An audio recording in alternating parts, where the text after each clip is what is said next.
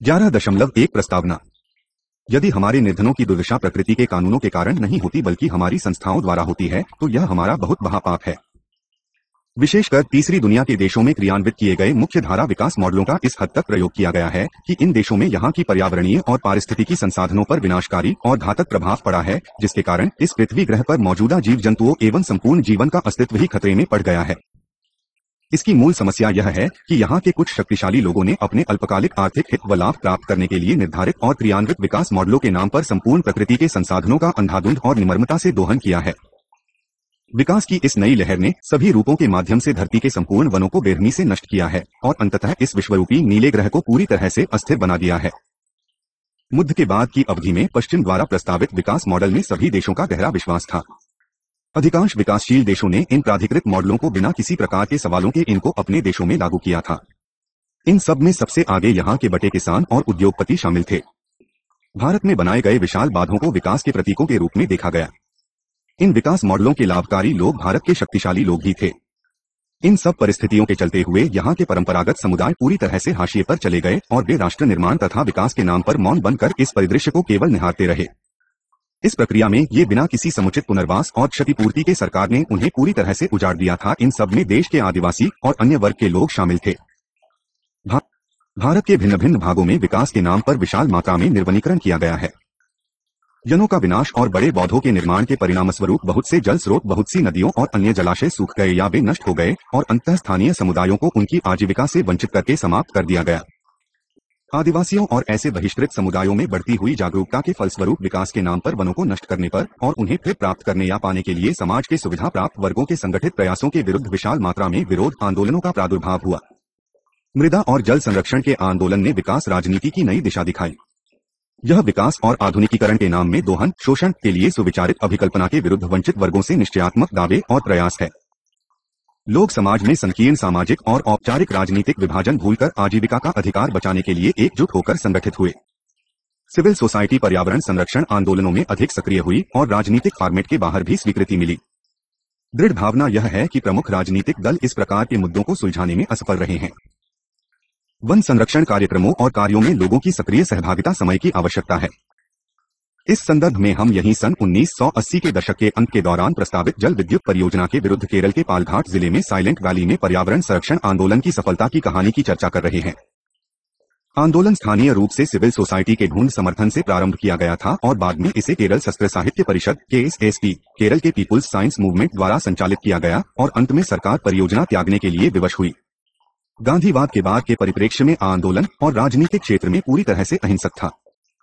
जैसा कि पहले ही उल्लेख किया गया है, आधुनिक विकास मॉडल मानवीय आवास का आधारिक आधार पर्यावरण की समस्या हल करने में असफल रहा है।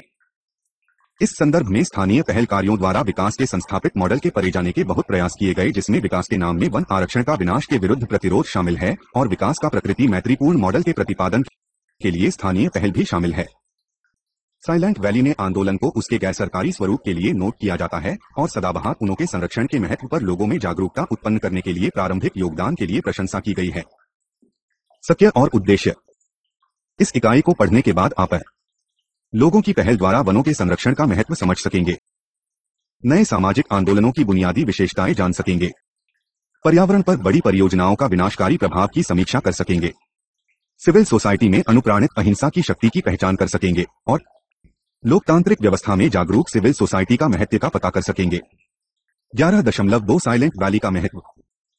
साइलेंट वैली राष्ट्रीय उद्यान भारत में अंतिम अबाधित वर्षा वन और उष्णकटिबंधीय आर्द्र सदाबहार वन ट्रॉपिकल मॉस्ट एवरग्रीन फॉरेस्ट है। उद्यान दक्षिण भारत, केरल में पालाक्कड़ जिले के नीलगिरी पर्वतों में स्थित है। साइलेंट वैली क्षेत्र के जल विभाजकों में सबसे पहले अंग्रेज का अधिकार प्रवेश वनस्पति विज्ञानी रॉबर्ट वाइट द्वारा सन 1847 में किया गया। ब्रिटिश ने क्षेत्र को साइलेंट वैली नाम दिया क्योंकि इनमें कोलाहल करने वाले सिसाचा की अनुपस्थिति सोची गई थी। यह अनुमान लगाया जाता है कि इसका कम से कम 50 मिलियन वर्षों से लगातार अस्तित्व का रिकॉर्ड है। सन 1914 में साइलेंट वैली क्षेत्र को आरक्षित वन घोषित किया गया। सन 1927 से सन 1976 तक साइलेंट वैली वन क्षेत्र के भागों में वानिकी विकास और समृद्धि सक्रियताएं की गई। साइलेंट वैली आयताकार है। यह पूर्व पश्चिम 7 की और उत्तर दक्षिण 12 की है। यह उत्तरी अक्षांश एन लैटिट्यूड 11.02 और 11.13 डिग्री और पूर्व देशांतर अथवा दक्षाप की लॉन्गिट्यूड 21 डिग्री से 76.35 के बीच स्थित है। यह उद्यान के उत्तरी छोर पर सिस्पारा चोटी सिस्परा पीक 2200 मीटर सहित ऊंची अविच्छिन्न श्रृंखलाओं द्वारा उच्चतुकता के नीलगिरी पूर्वी और पश्चिमी पठारों से पृथक किया जाता है। उद्यान का दक्षिण की ओर पालाकट तक मंच ढलान है और पश्चिम में अनियत पर्वत श्रेणियां द्वारा घिरा हुआ है। उद्यान श्रेणियों की ऊंचाई अंगिंडा चोटी अंगिंदा पीक पर 658 मीटर से 2328 मीटर तक है, परंतु अधिकांश उद्यान 880 मीटर से 1200 मीटर की ऊंचाई की श्रेणी में स्थित है। सदाबहार वनों में मृदा काली और थोतीसी अम्लीय है, जहां जैव पदार्थों का अच्छा संचयन है। कुंती पूजा नदी उत्तर से दक्षिण की और उद्यान के पूरे 15 की क्षेत्र में बहती है और भारत पूजा में गिरती है। कुंती पूजा उद्यान को 2 की चौड़ाई के पूर्वी भाग में और 5 की पश्चिमी भाग विभाजित करती है।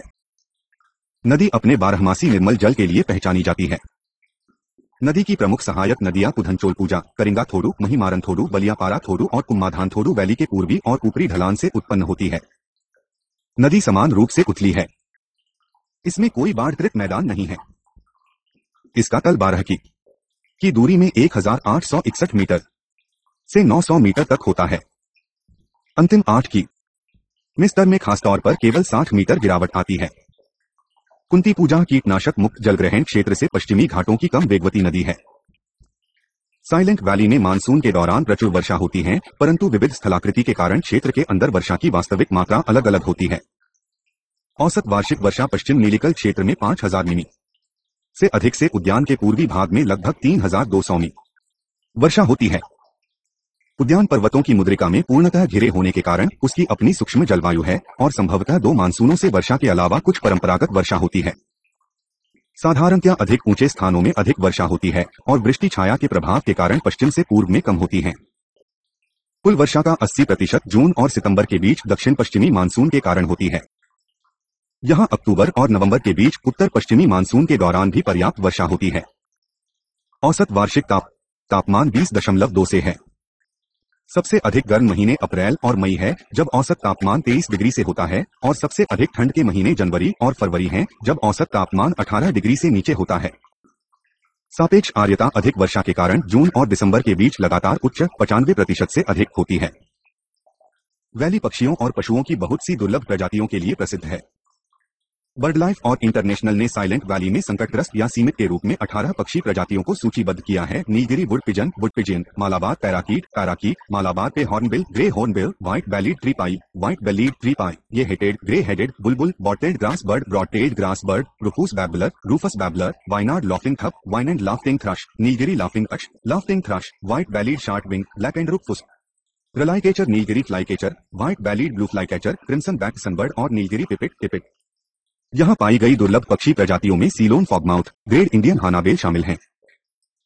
2006 के शीतकालीन पक्षी सर्वेक्षण ने उद्यान के उच्चतम विखर सिस्पाठा में रैंटर की नई प्रजाति लॉगलेग्ड बजर्ड खोज निकाली। सर्वेक्षण ने रेड बिस्ट crested cuckoo, red winged crested cuckoo, Malabar pied hornbill, Malabar pied hornbill, pale harrier सहित IUCN रेड लिस्ट में 10 संकटग्रस्त प्रजातियां रिकॉर्ड की। क्षेत्र black and orange flycatcher सहित 15 स्थानिक प्रजातियों का मूल क्षेत्र है। उन्होंने उन 17 प्रजातियों सहित पक्षियों की 138 प्रजातियों रिकॉर्ड की जिन्हें साइलेंट वैली में हाल में देखा गया। सबसे अधिक मात्रा में पक्षी ब्लैक बुलबुल थी।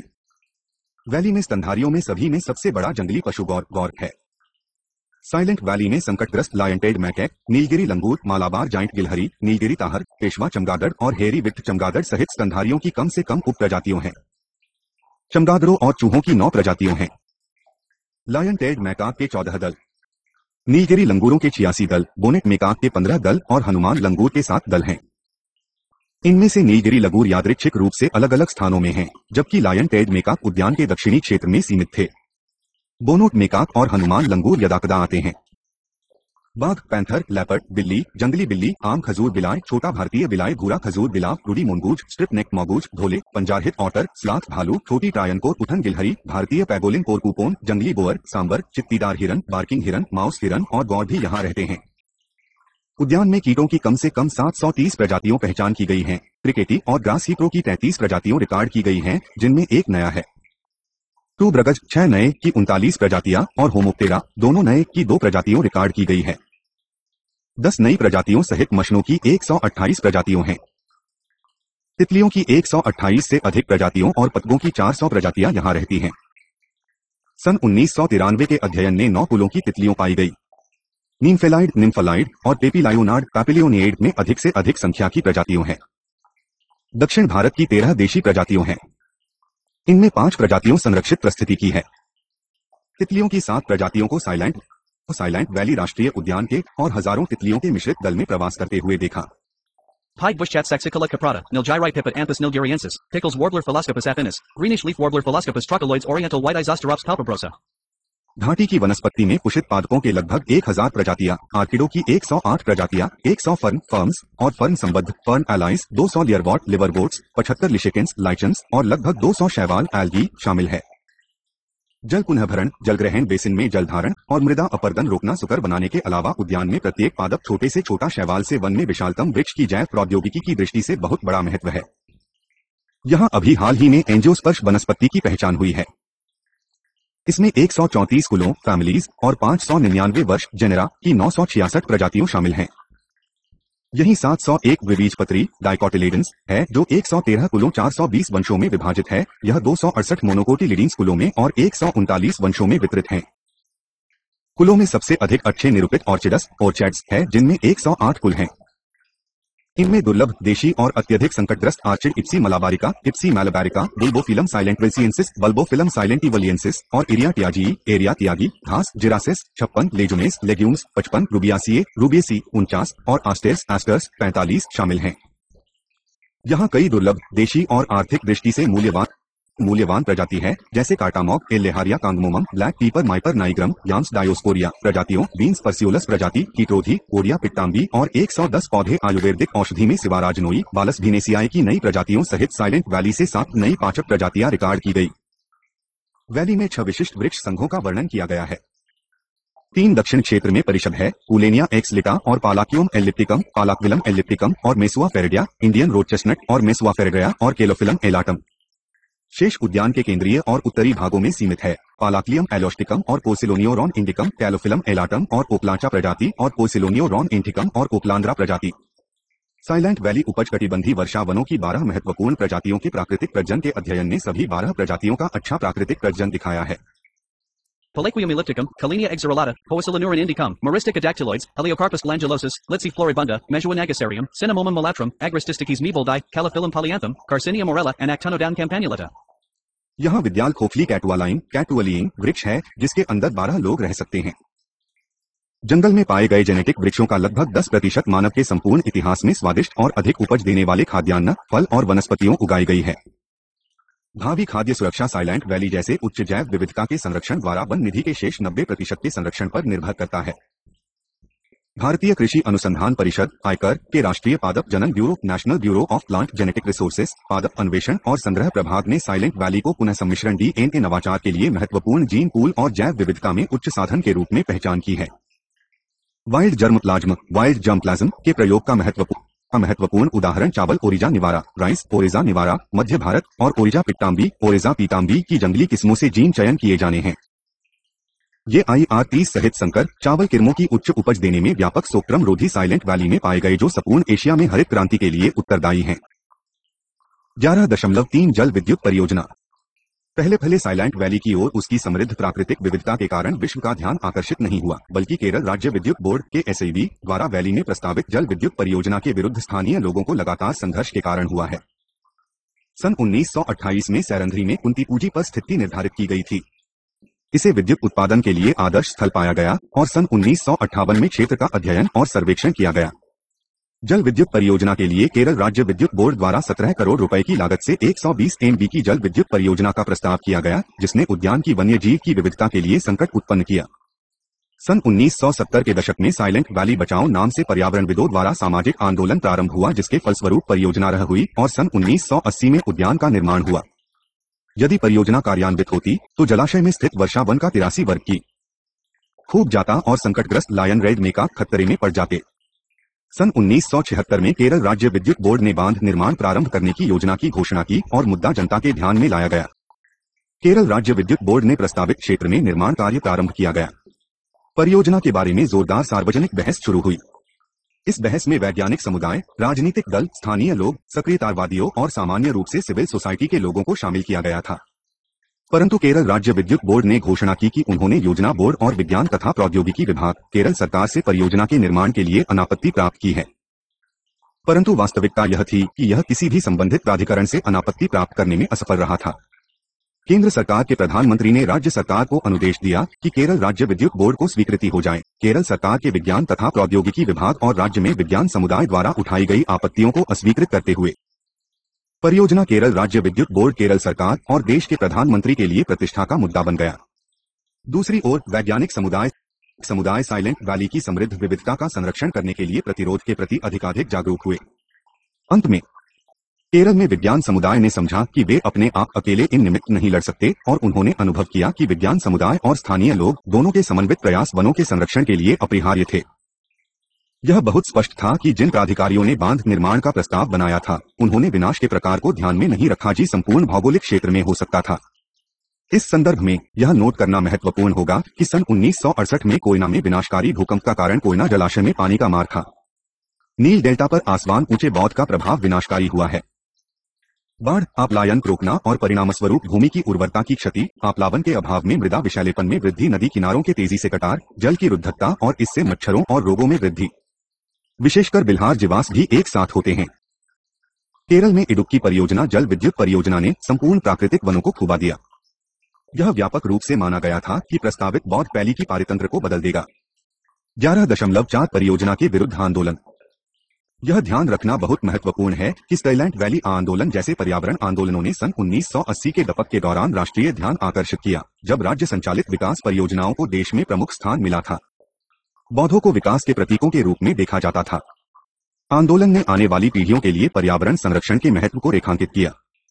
लायन टेल्ड मैकाक का संरक्षण संपूर्ण विनाश से सदाबहार वनों को बचाने के लिए अहिंसक आंदोलन का प्रतीक बन गया।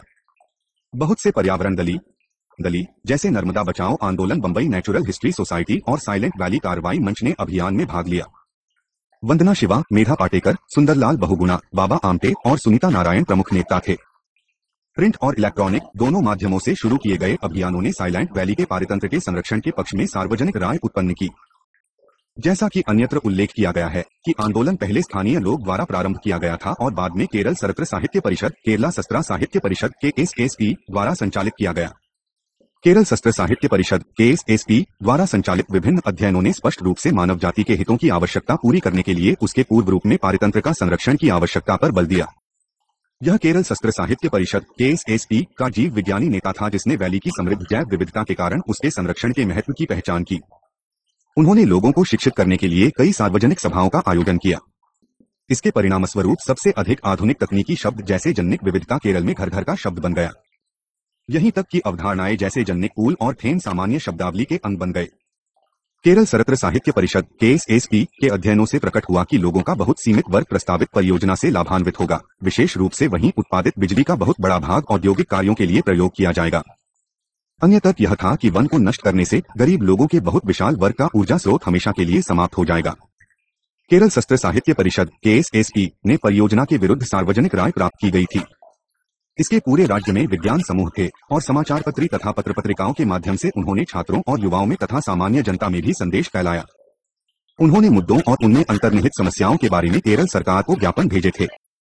उन्होंने नुक्कड़ नाटकों, प्रदर्शनियों, सार्वजनिक बहसें आयोजित की और मेराबान दौड़ भी जो 400 गांवों से होकर गुजरी थी।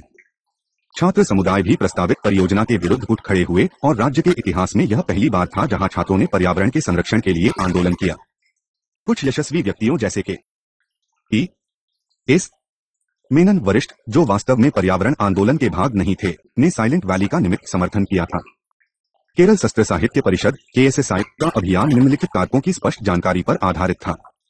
एक, निहित स्वार्थ जो गहन वनों से वृक्ष कटान अन्य समान कार्यों से लाभ उठाते हैं, शक्तिशाली राजनीतिक वर्ग से संरक्षण प्राप्त कर रहे थे। 2, विज्ञान और प्रौद्योगिकी की उपलब्धियां समाज के उच्च वर्ग के हितों के लिए पक्षपात पूर्ण तरीके में प्रयुक्त की जाती हैं। 3, आम आदमी के हितों के संरक्षण के लिए लड़ना और भावी पीढ़ियों के लिए पृथ्वी को सुरक्षित करने के लिए पर्यावरण संरक्षण के संघर्ष में आगे रहना जन विज्ञान आंदोलन का उत्तरदायित्व है। 4. वन संरक्षण केवल राज्य की उन नीतियों के विरुद्ध जन संघर्ष की दिया मोड़कर संभव है जो समुदाय के कई वर्गों के हितों का समर्थन कर रहा है। केरल शस्त्र साहित्य परिषद KSSP द्वारा सामूहिक अभियान के फलस्वरूप केंद्रीय सरकार ने मुद्दे के बारे में जांच करने के लिए प्रसिद्ध पादप जनन विज्ञानी और कृषि विज्ञानी डॉ.M.S. स्वामीनाथन को नियुक्त किया। उन्होंने साइलेंट वैली क्षेत्र का दौरा किया और सुझाव दिया कि केरल में साइलेंट वैली 89.52 वर्ग की मी, न्यू अमारयालम 80 वर्ग की मी, अट्टापड़ी 120 वर्ग की मी और तमिलनाडु 100 वर्ग की में कुंडा आरक्षित वन सहित 389.52 वर्ग की राष्ट्रीय वर्षा वन जीवन मंडल रिजर्व में विकसित होनी चाहिए। सन 1983 में केंद्र सरकार ने राज्य सरकार को परियोजना को बंद करने का आदेश दिया और 15 नवंबर 1983 को साइलेंट वैली वन राष्ट्रीय उद्यान घोषित कर दिया गया। नीलगिरी जीवमंडल रिजर्व के मूल क्षेत्र के रूप में 7 सितंबर 1985 साइलेंट वैली राष्ट्रीय उद्यान औपचारिक रूप उद्घाटित कर घोषित किया गया था। 1 सितंबर 1986 को नीलगिरी बायोस्फीयर क्षेत्र को विशेष रूप से आरक्षित घोषित कर दिया था। तब से साइलेंट वैली पारितंत्र संरक्षण के लिए दीर्घकालिक संरक्षण प्रयास शुरू किए गए हैं। साइलेंट वैली आंदोलन भारत में अन्य पर्यावरण आंदोलनों के कई तरीकों में अत्यंत महत्वपूर्ण था। साइलेंट वैली आंदोलन का प्रमुख योगदान यह है कि इसने लोगों को पर्यावरण संरक्षण के महत्व के बारे में शिक्षित किया। आगे यह अनुभव किया गया कि प्रभावकारी पर्यावरण संरक्षण केवल सिविल सोसाइटी की प्रतिबद्ध सहभागिता के साथ वैज्ञानिक समुदाय के सहयोग में स्थानीय लोगों की सक्रिय सहभागिता से प्राप्त हो सकता है।